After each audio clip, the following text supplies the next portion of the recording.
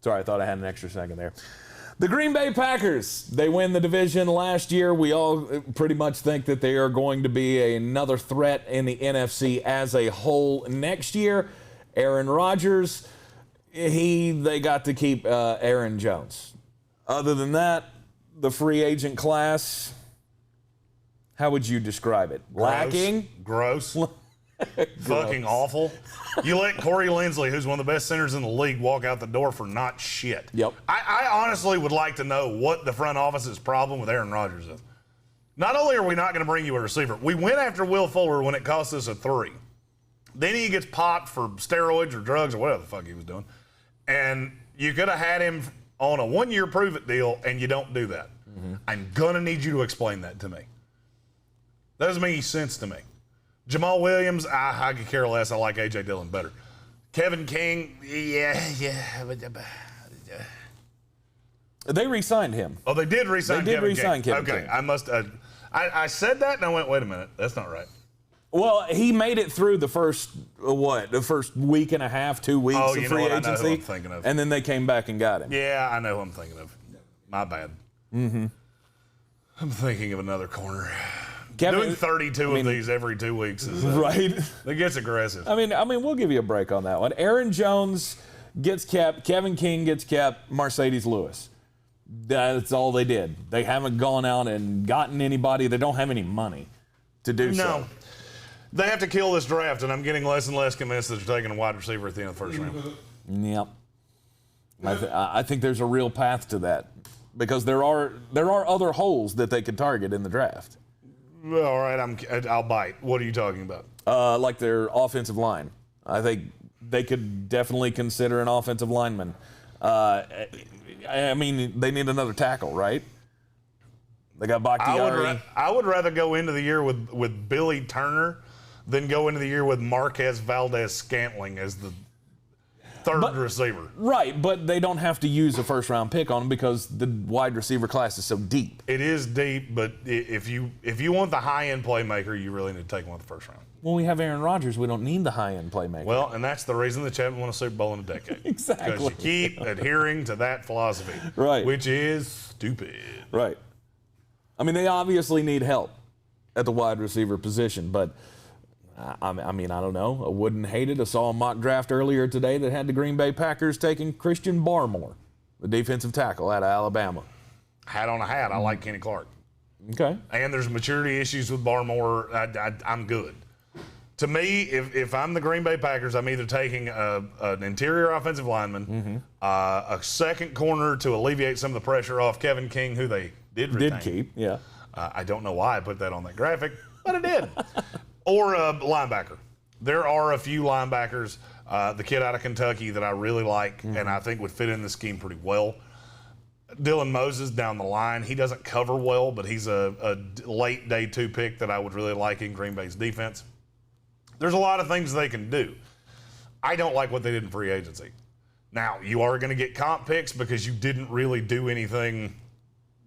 You didn't do anything that's going to skew the formula.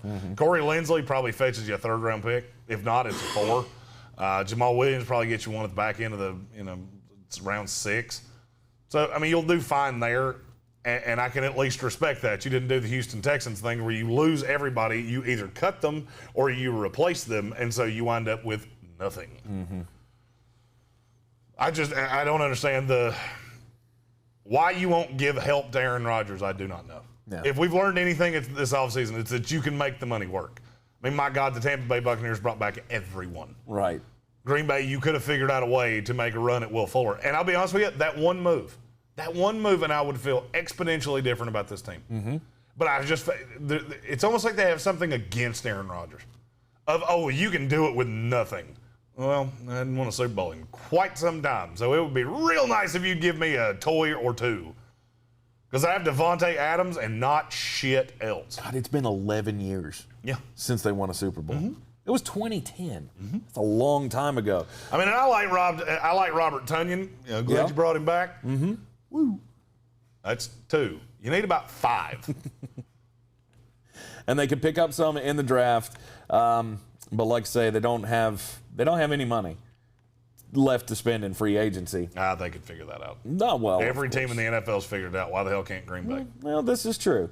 But even if they did make a move, who would you recommend? Who's still out there on the free agent market that they could consider now? Yeah, that's what I'm saying. Not much of anything.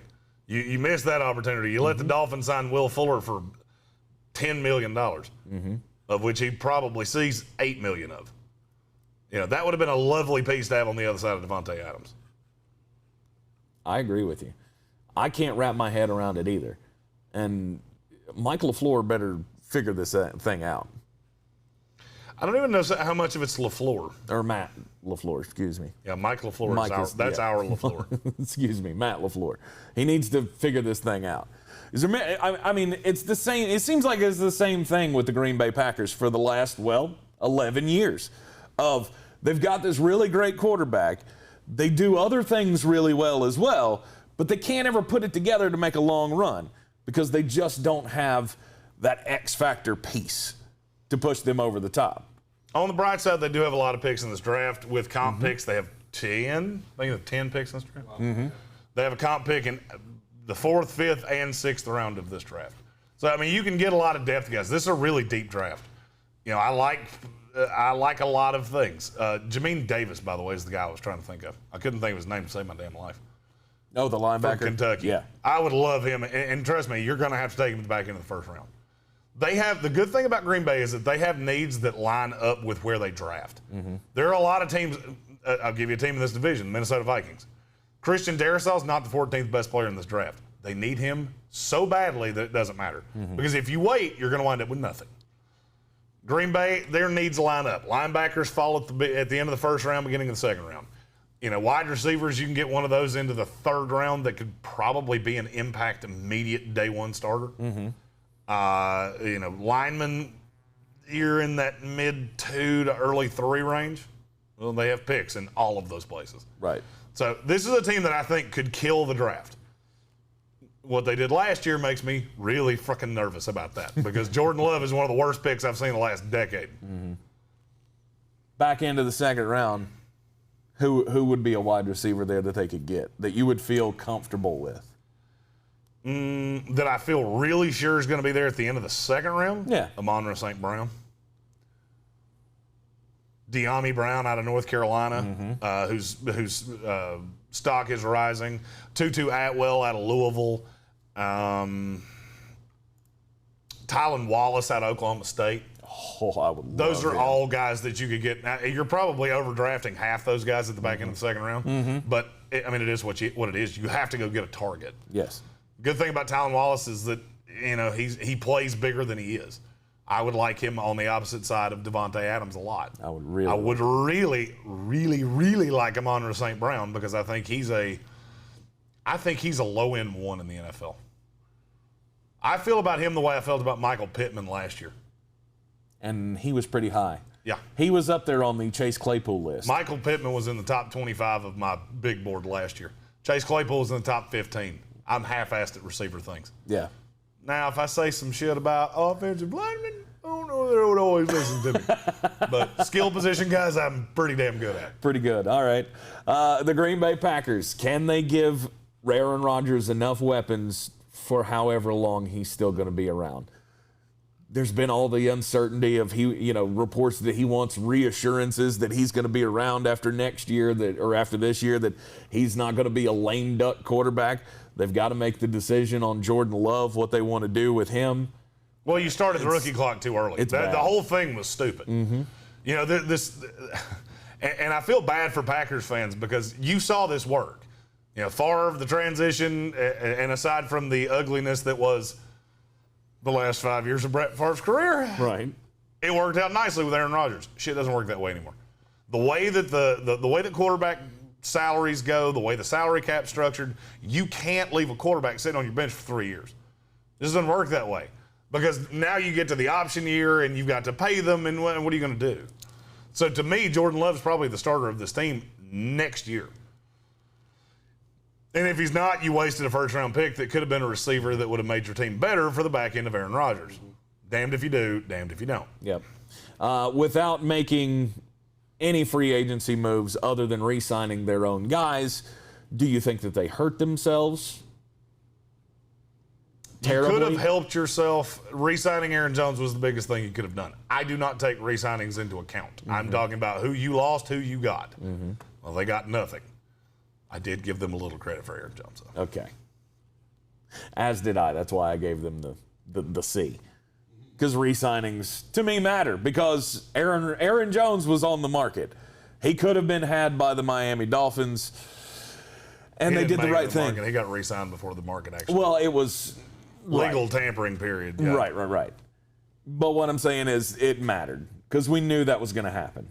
If he didn't go back to Green Bay, Miami was going to get him, and that was the biggest thing they were going to come could hard. have done. And there were several other teams that were going to make aggressive offers to Aaron Jones. So that explains why I gave them the C. You kept your own guys, and there's something to be said for that. And I don't think that this team. What were they last year? 12-4, 11-5, something like that. Somewhere in there. I think they're still in that range. I would say so. They're still the best team in this division, beyond a shadow of a doubt to me. You have to help Aaron Rodgers somehow. They were 13-3, by the way. Free agency grades continue here in the Sportsocracy. Be sure to like and subscribe. We are live in the Wicked Weed studio, wickedweedbrewing.com. Drink different. I'm Tank Spencer. He's Jeremy Greene. Yeah. We'll see you next time.